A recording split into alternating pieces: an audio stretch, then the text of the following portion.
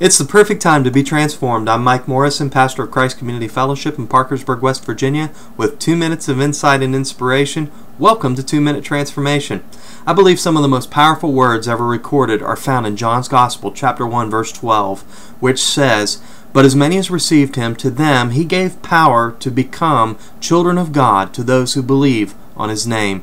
Years ago as a youth minister, I would make the kids in my teen groups memorize this verse verbatim. They would recite it over and over until it was not only written on their hearts, it was embedded in their DNA. Why? Identity. Young people are not the only ones who are struggling to find their identity. Over 20 years of ministry, I've encountered people of all ages and genders, people from all kinds of backgrounds and levels of education desperately searching for an identity. And we will do whatever we have to discover it, because after all, it is one of the big questions, isn't it? Who am I? What am I doing here?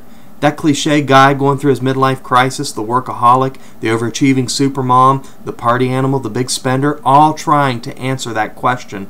Sometimes they turn to religion, but let's face it, religion, it can't answer the question of your identity. Your identity is found in relationship.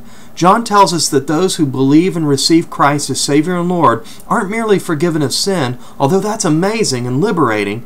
He gives us the power or legal right to become children of God. In other words, Jesus gives us an identity. That identity comes with a heritage and family tree as rich as time itself, and includes all the rights and privileges due an heir of God's kingdom. You and I are royalty. We are God's children, and as His children, we have been empowered to be who God created us to be.